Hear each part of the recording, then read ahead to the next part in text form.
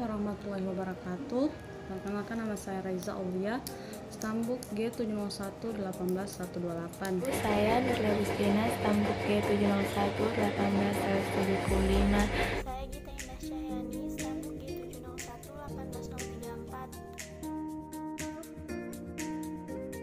Pengertian diuretik itu sendiri yaitu obat yang meningkatkan jumlah urin atau diuresis dengan jalan menghambat reabsorpsi air dan natrium serta mineral lain pada tubul distal.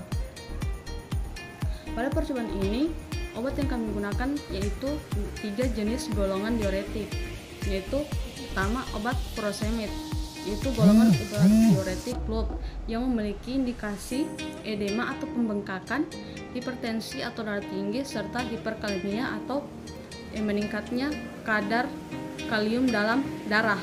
Nah, di mana mekanisme kerja obat itu sendiri yaitu menghambat transport terminal natrium kalium klorida dari loop Henle dengan mengikat ke kanal klorida sehingga menyebabkan kehilangan natrium, kalium dan klorida dalam urin. Ya, golongan obat yang kedua yaitu hidroklorotiazid, di mana golongan obat ini termasuk golongan diuretik tiazid yang memiliki indikasi edema, hipertensi atau darah tinggi, dan pembengkakan cairan pada penyakit gagal ginjal. Di mana mekanisme kerja obat ini yaitu menurunkan volume darah dengan bekerja pada ginjal untuk mengurangi reabsorpsi natrium di tubul distal. Yang ketiga yaitu jenis obat spironolakton, di mana ini termasuk obat golongan diuretik hemat kalium yang memiliki indikasi edema, hipertensi, hiperkalemia, dan gagal jantung. Mekanisme kerja dari obat ini yaitu menghambat penyerapan natrium berlebihan dalam tubuh dan menjaga kadar kalium dalam darah agar tidak terlalu rendah.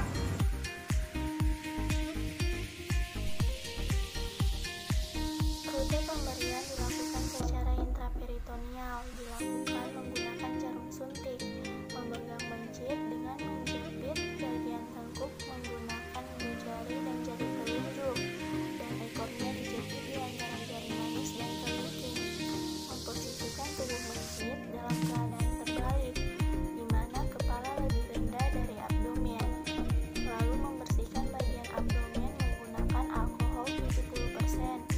Lalu suntikan obat dengan kemiringan 10 derajat berlawanan arah dengan kepala pada bagian abdomen agak menepi dari garis tengah perut agar jarak suntik tidak terkena kandung kemih dan tidak terlalu tinggi agar tidak menyuntikkan pada hati.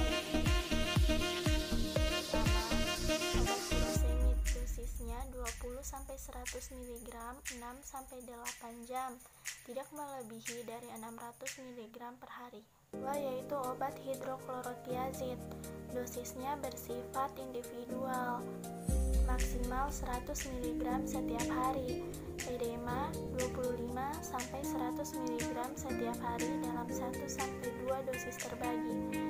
Dan yang ketiga yaitu obat spironolakton, dosisnya 100 mg per 12 jam. Nah, di sini saya akan menjelaskan skema kerja pada percobaan kali ini, yaitu yang pertama disiapkan alat dan bahan. Adapun alat yang digunakan yaitu sonde, gelas kimia, batang pengaduk, numpang dan alu, serta wadah untuk urin. Kemudian bahan yang digunakan yaitu NaCl fisiologis 0,9%, alkohol 70%, kapas, masker, dan handscoon. Setelah itu pada masing-masing tikus diberikan air hangat sebanyak 5 ml secara peroral yang tujuannya sebagai penginduksi urin pada masing-masing tikus. Kemudian pada kelompok-kelompok tikus yang pertama diberikan NaCl fisiologis 0,9%, yang kedua diberikan furosemid 40 mg per kilogram BB, yang ketiga diberikan furosemid 80 mg per kilogram BB, yang keempat diberikan hidroklorotiazid 25 mg per kilogram BB, dan yang terakhir diberikan spironolakton 25 mg per kilogram BB. Setelah pemberian pada semua tikus atau pada masing-masing tikus dilakukan secara intraperitoneal atau disebut IP.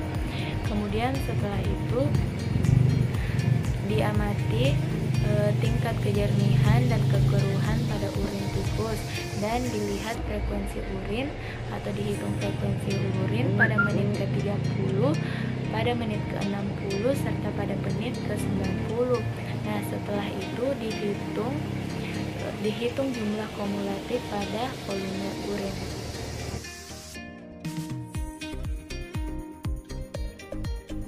Lebih dan kurangnya saya mohon maaf. Assalamualaikum warahmatullahi wabarakatuh.